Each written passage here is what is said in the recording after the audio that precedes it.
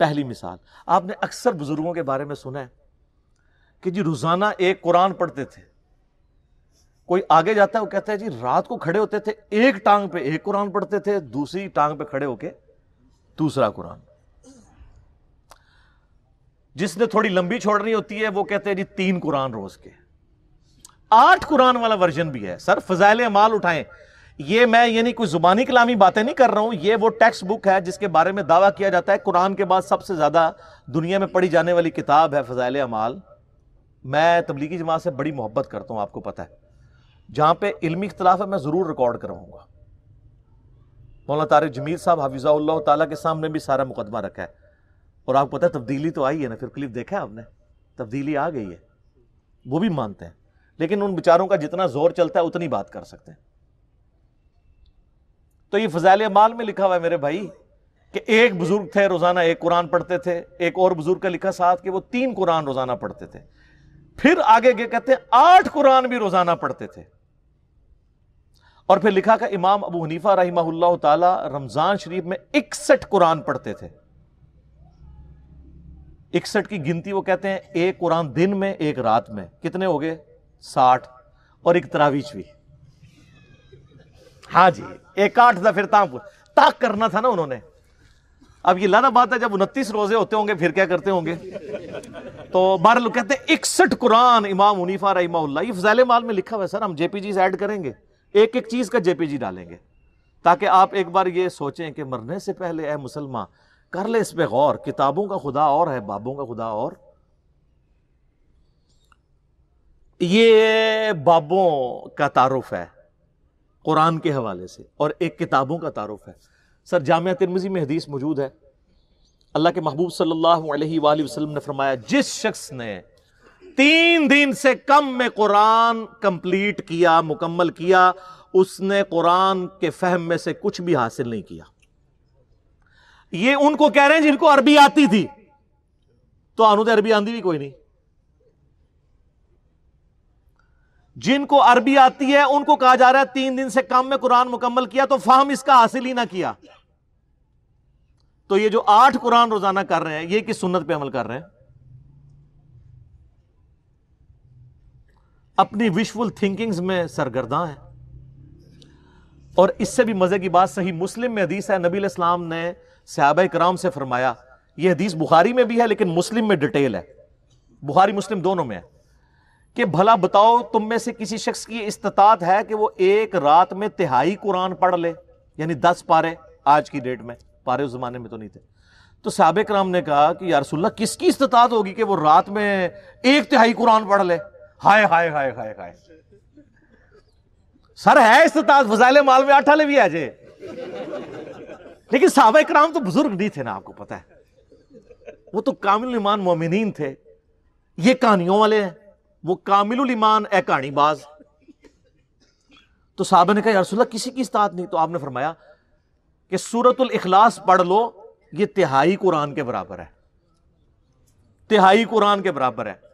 اپنے نظریات کے اعتبار سے بھی، کیونکہ قرآن حکیم کا 1/3 عقیدہ توحید ہے، اور چونکہ سورہ اخلاص توحید کی جڑ ہے، اس اعتبار سے بھی تعلیمات میں بھی یہ 1/3 ہے قرآن کا، اور فضیلت میں بھی. اچھا اگر یہ کہتے ہیں نا کہ ہمارے بزرگ جو 8 قرآن پڑھتے تھے وہ 24 بار پڑھتے سن سورہ اخلاص، پھر تو ٹھیک ہے. 8 × 3 = 24. 24 ٹائمز اگر سورہ اخلاص کوئی پڑھ لے اور 8 قرآن روزانہ کے، اگر یہ کہتے ہیں پھر تو ٹھیک ہے. لیکن آپ کو بھی پتا ہے کہ انہوں نے یہ نہیں کہا ہوا،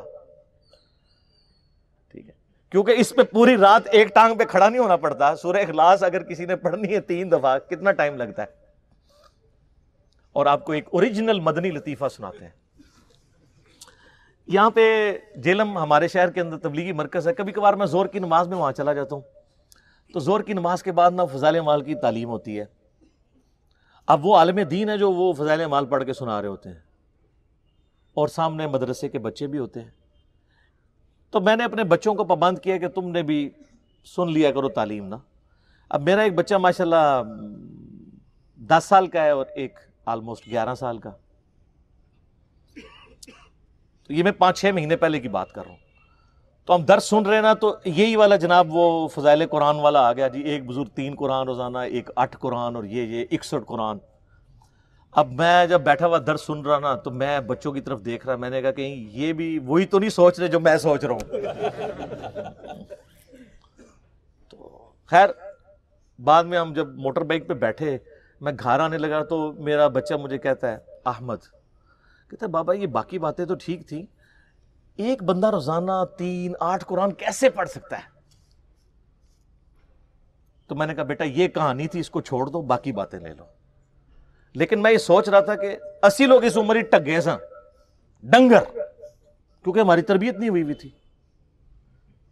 اور آج کل کے بچے سوچتے ہیں، کیوں سوچتا ہے؟ اس نے قرآن کئی دفعہ مکمل کیا، اسے پتہ ہے یہ اتنی موٹی کتاب ہے، یہ 8 دفعہ روزانہ کیسے پڑھی جا سکتی ہے؟ آپ لاکھ کسی کو کہتے رہے جناب انج کر کے پڑھ لی، انج کر کے پڑھ لی، کیسے منوائیں گے؟ اور میں نے تو احادیث سے ثابت کر دیا کہ صحابہ کرام علیہم رضوان بھی کہہ رہے ہیں کہ کس کی ہمت ہے کہ رات میں 1/3 قرآن پڑھ لے؟ تو نبی علیہ السلام نے وظیفہ دیا ہے سورہ اخلاص کا۔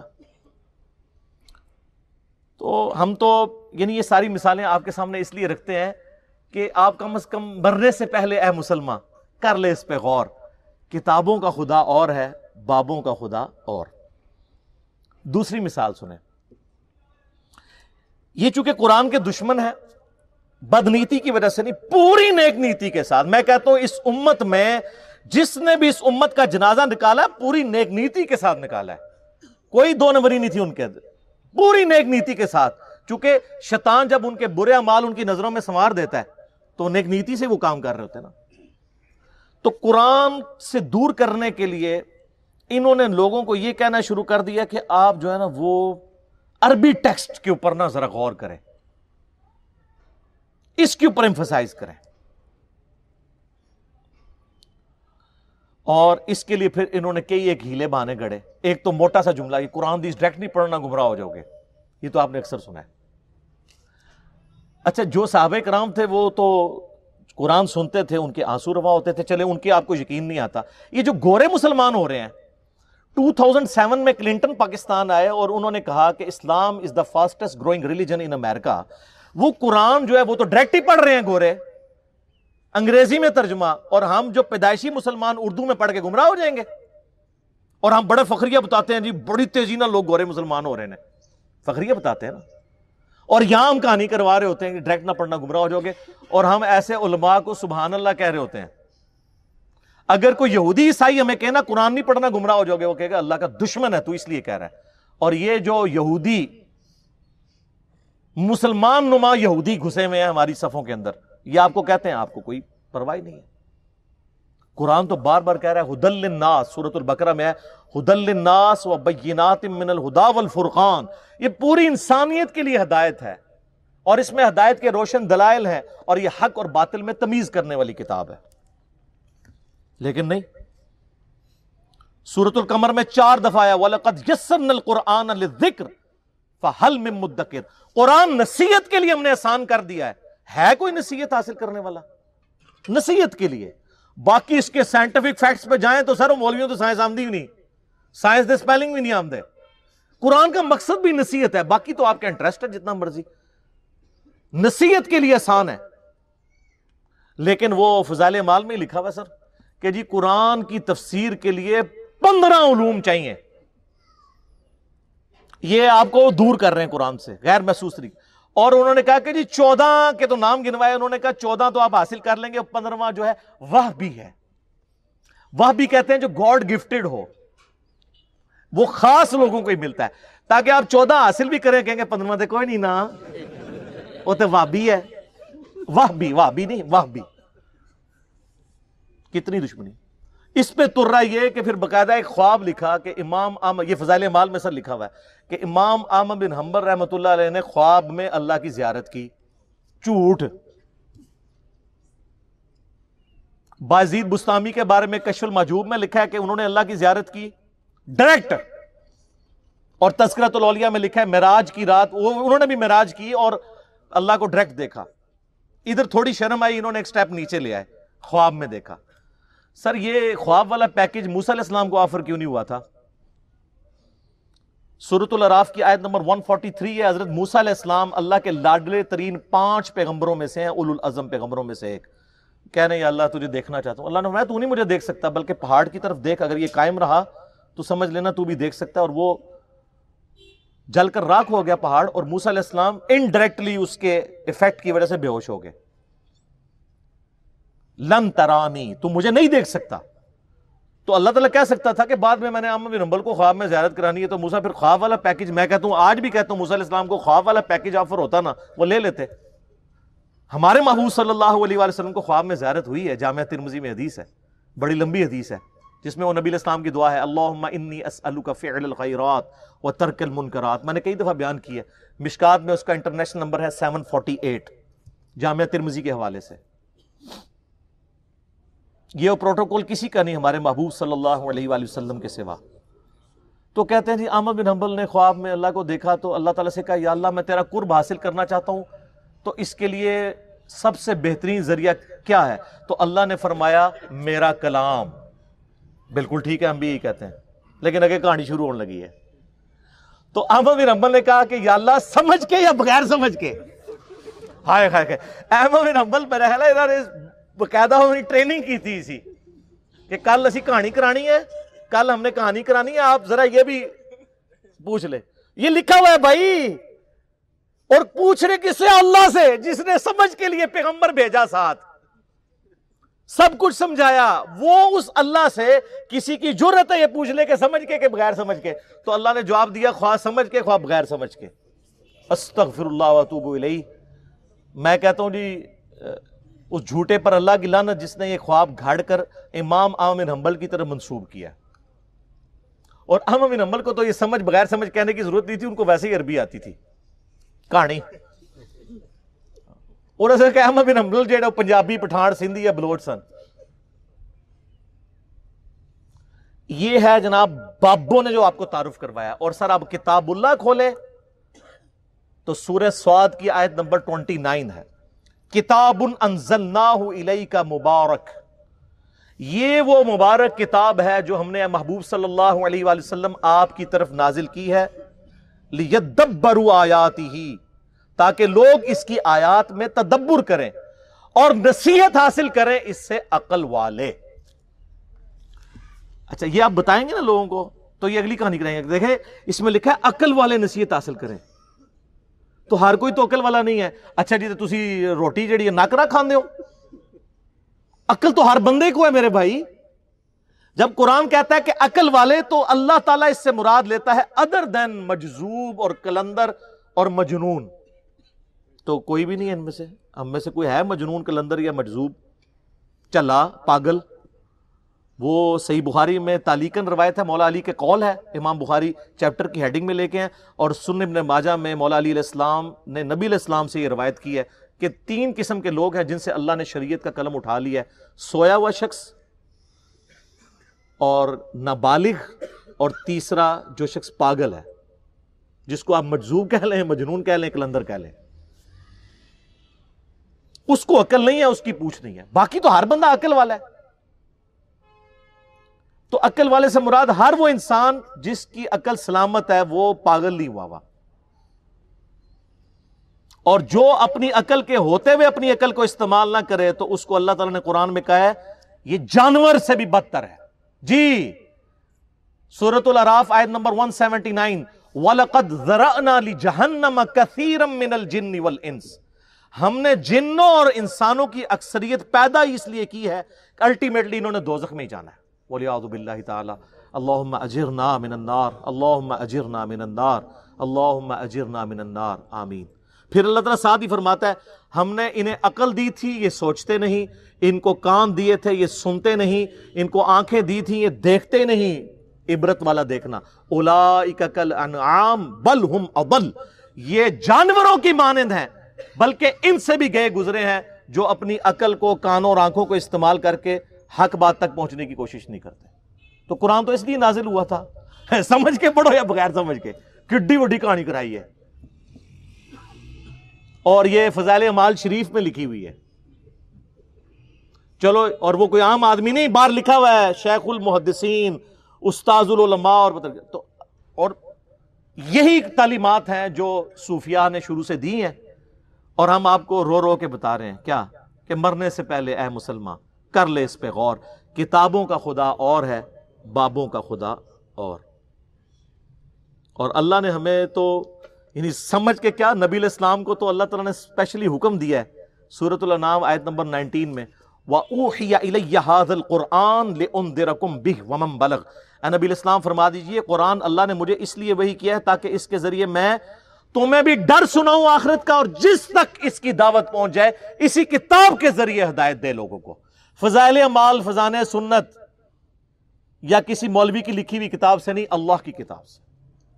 پھر سورہ قاف کی آخری آیت ہے 45 نمبر، فَذَكِّرْ بِالْقُرْآنِ مَن يَخَافُ وَعِيدٍ، اے نبی علیہ السلام اس قرآن کے ذریعے آپ لوگوں کو ڈر سنائیں آخرت کا، ہر اس شخص کو جو اللہ کی دھمکی سے ڈر جائے۔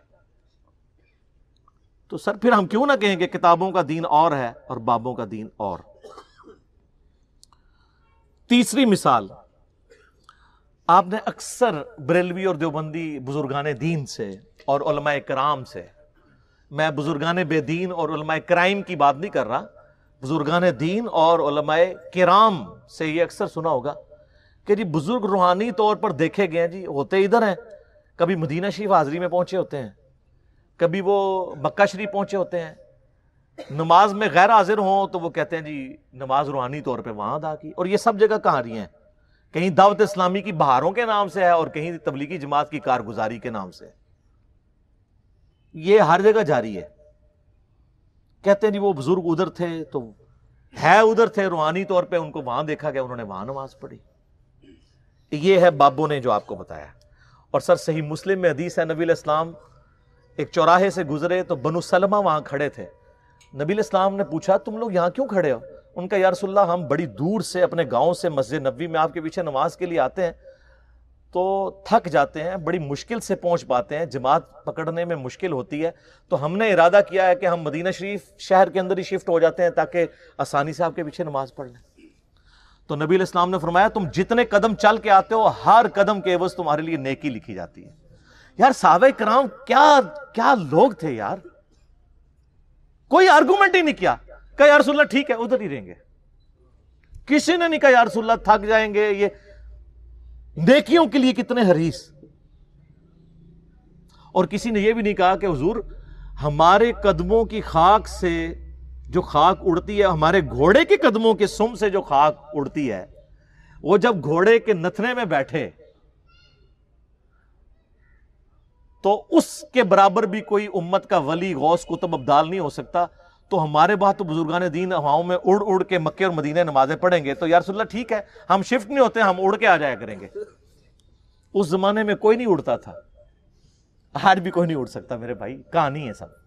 اگر کسی کو زوم ہے نا اڑ سکتا ہے، تو سارے بزرگان دین کٹھا کہتے ہیں دنیا اولیاء اللہ سے خالی نہیں ہے، ایک ولی لے آؤ نا سر، منار پاکستان پہ چڑھاتے ہیں، لیکن ہمیں تو یقین ہے کہ وہ شہادت کے رتبے پہ پہنچیں گے، انگریز کا پیراشوٹ اس کو باندھ دیں گے، وہ چھلانگ لگائے اڑ کے بتائے، اور جب ویسے تو وہ پہلے ہی توبہ کر لے گا، اور اگر وہ چھلانگ لگائی دے شہید ہونے کے لیے تو مرنے سے پہلے ایک بٹن دبائے، اس کے بعد زمین پہ لینڈ کرتے ہی نہ اناؤنسمنٹ کرے، نہ میں وابی نہ میں بابی، میں ہوں مسلم علمی کتابی۔ سر پھر یہی ہونا چاہیے نا، کہانیاں کرائی سے توبہ بھی کرنا، اور پھر وہ اپنے مریدوں کو بھی کہے کہ مرنے سے پہلے اے مریدو کر لو اس پہ غور، میرا خدا اور تھا اور کتابوں کا خدا اور، اب میں کتابوں کے خدا کو ماننا شروع ہو گیا ہوں۔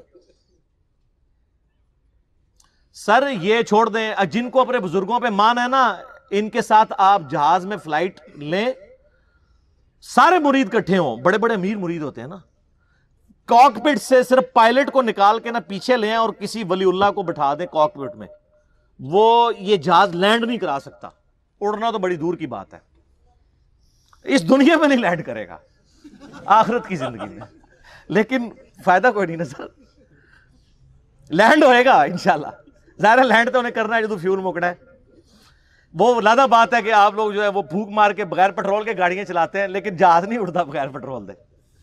سب کہانیاں اتنی کہانیاں، اور لوگ صاحب وہ جی جناب نکاح ماری لوہے محفوظ پڑھ لیا, تھلے ویکھیا 7 زمیناں کراس, تیل بھی کراس. وہ سر ایڈون نے دریافت کیتا آ کے 200-250 سال پہلے پنسلوینیا.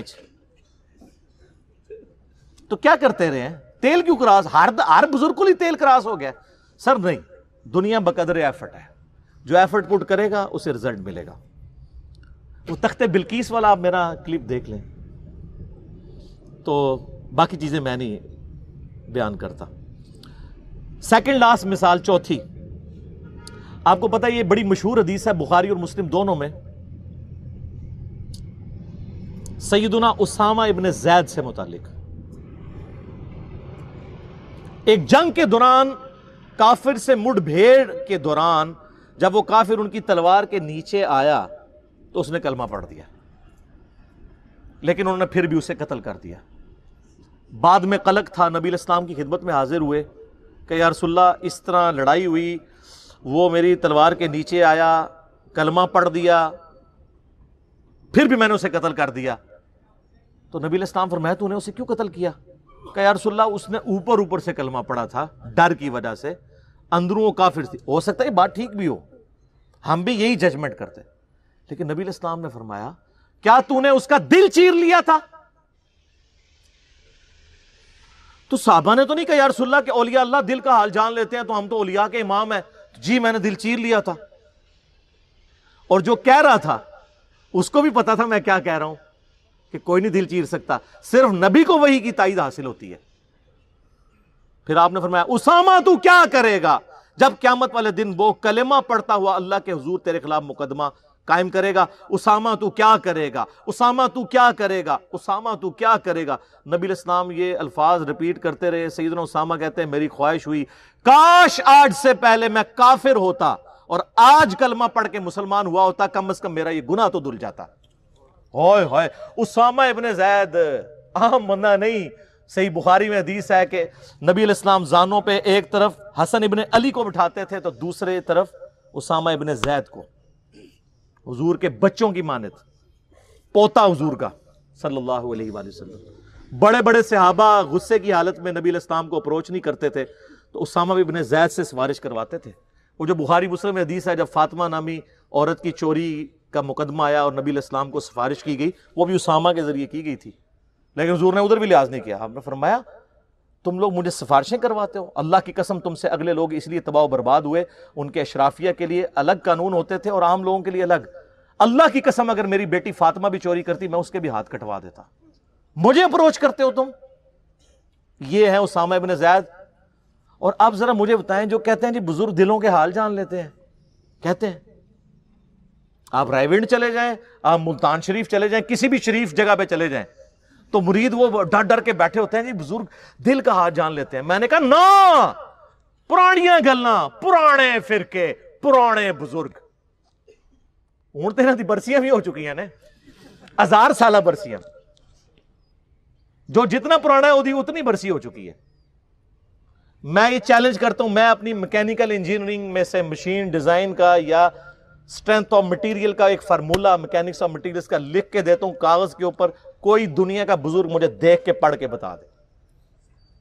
ہاں اگر وقت کا پیغمبر ہو وہ پڑھ کے بتا سکتا ہے, کیونکہ اسے وحی کی تائید حاصل ہوگی. نبی علیہ السلام کو کئی مواقع کے اوپر آپ کو پتا ہے کافروں نے سوال کیے ہیں, نبی علیہ السلام کو نہیں پتا تھا, اللہ نے صورتیں نازل کر کے جواب سکھا دیے.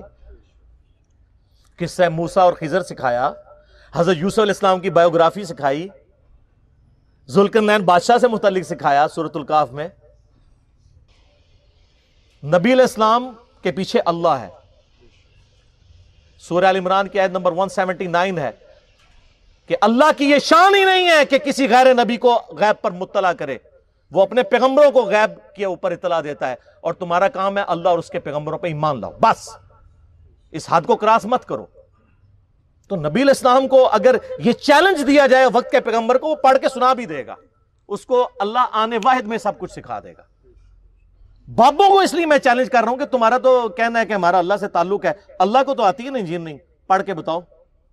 تم کہتے ہو ہم دلوں کے حال جانتے ہیں, ہمیں کشف القبور ہوتا ہے, وہ بھی کہانیاں. صحیح مسلم میں حدیث ہے، بخاری میں بھی اس کا کچھ حصہ ہے، ایک مدعم نامی غلام تھا نبی علیہ السلام کا، خیبر کے موقع پر نامعلوم تیر لگا، وہ شہید ہو گیا۔ صحابہ نے کہا سیدھا جنتی ہے۔ آپ فرمایا تم جنتی کہہ رہے ہو، اس نے تو مال غنیمت کی ایک چادر چرائی تھی جو آگ کی پہنا دی گئی ہے اس کے اوپر، میں دیکھ رہا ہوں۔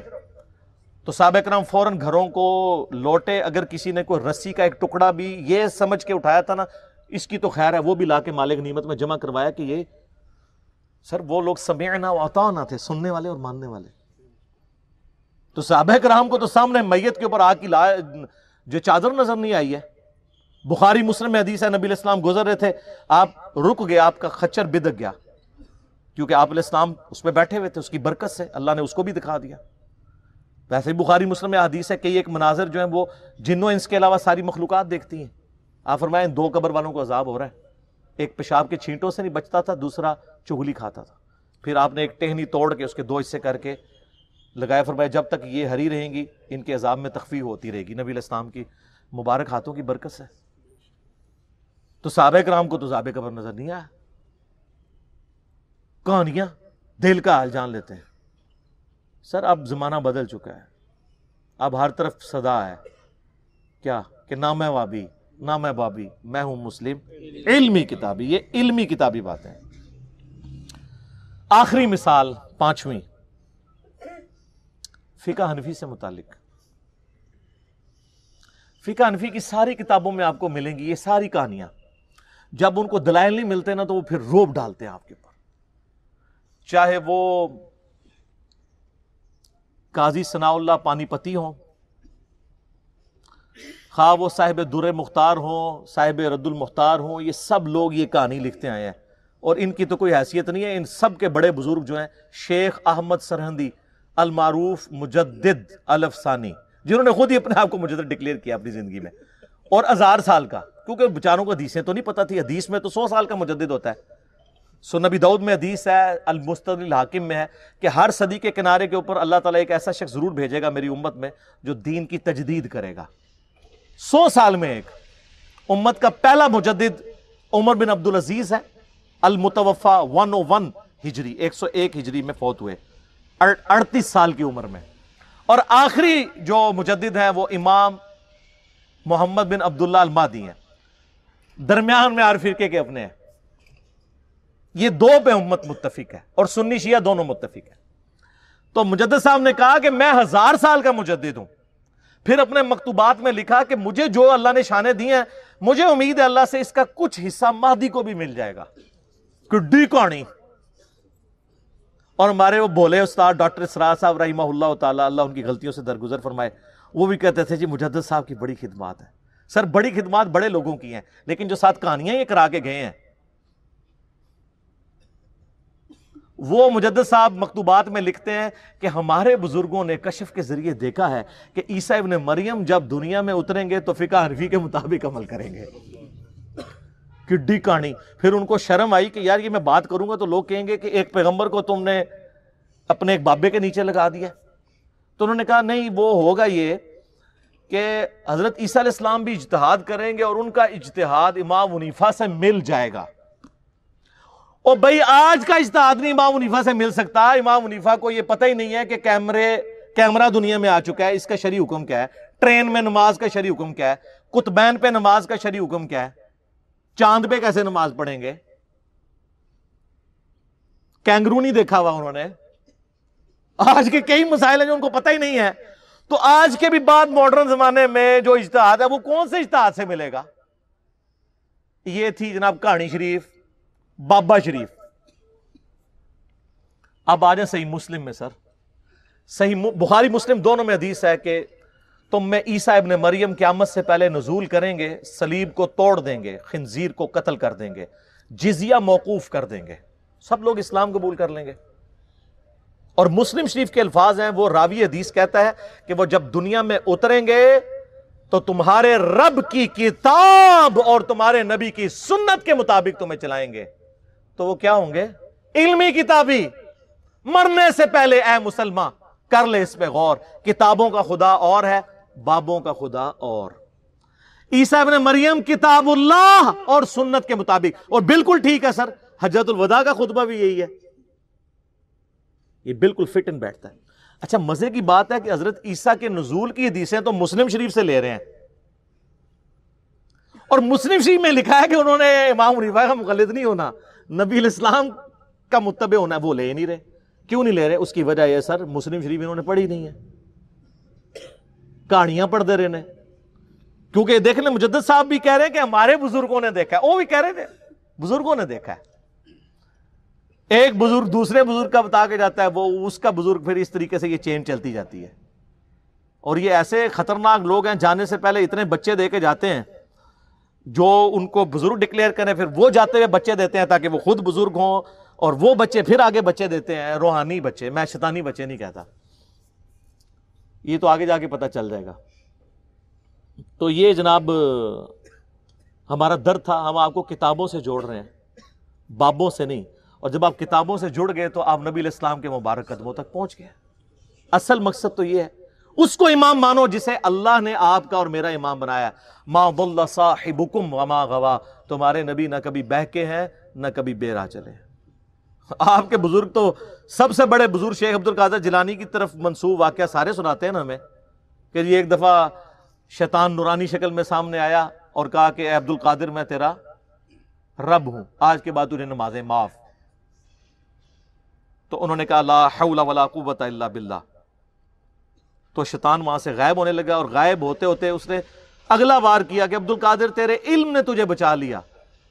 تو انہوں نے کہا کہ لا حول ولا قوت الا باللہ, مجھے اللہ کے فضل نے بچایا ہے. تو اس نے کہا کہ میں نے تیرے اس لیول پہ پہنچے ہوئے 70 غوث دوزخ تک پہنچا دیے اس تکبر کی وجہ سے, تجھے تیرے علم نے بچایا. تو انہوں نے کہا لا حول ولا قوت الا باللہ, مجھے اللہ کے فضل نے بچایا. میرا معصومانہ سوال ہے, وہ جو 70 غوث تھے وہ تو گئے دوزخ میں, اور ان کے مریدین جو بیچارے امید لگائے تھے کہ ہمارا پیر ہمیں جنت میں لے کے جائے گا. سر میرا پیر وہ ہے, اور آپ کا بھی پیر وہی تھا, لیکن آپ کو بتایا نہیں گیا تھا کہ جس کی گارنٹی اللہ نے قرآن میں دی ہے, ما ضل صاحبکم وما غوا, تمہارے نبی نہ کبھی بہکے ہیں نہ کبھی بے راہ چلے ہیں. لقد کان لکم فی رسول اللہ اسوۃ حسنہ قل ان کنتم تحبون اللہ فاتبعونی یحببکم اللہ انا ارسلناک شاہدا ومبشرا ونذیرا وداعیا الی اللہ باذنہ وسراجا منیرا وما ارسلناک الا رحمتا للعالمین وما ارسلناک الا کافتا للناس بشیرا ونذیرا. سر اللہ کے نبی کے ہوتے ہوئے کسی بابے کی بزرگ کی ضرورت ہے میرے بھائی؟ تو مرنے سے پہلے اے مسلمان کر لے اس پہ غور, کتابوں کا خدا اور ہے, بابوں کا خدا اور. میں اپنی گفتگو کو کنکلوڈ کرتا ہوں صحیح مسلم کی اس مشہور حدیث پہ, انٹرنیشنل نمبر کے مطابق 7377, دجال کے کانٹیکسٹ میں. نبی علیہ السلام فرماتے ہیں دجال کا ظہور ہوگا نا, تو ایک مومن اٹھے گا, وہ کہے گا کدھر ہے دجال, مجھے ملاقات کرواؤ. تو اس کے جو حواری ہیں دجال کے, وہ کہیں گے نہیں نہیں ڈائریکٹ نہیں تمہیں ملاقات کرنے دیں گے. ظاہر ہے پیر صاحب سے کون ڈائریکٹ مل سکتا ہے؟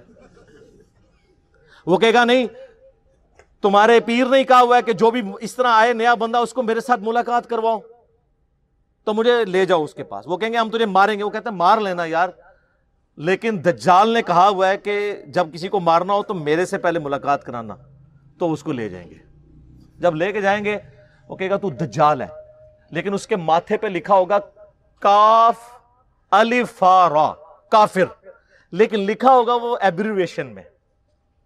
تو آپ جیسے لوگ جو ہے نا, آپ سے مراد بابوں والے, وہ کاف سے کشف, الف سے الہام, فا سے فیض اور را سے روحانیت پڑھ لیں گے.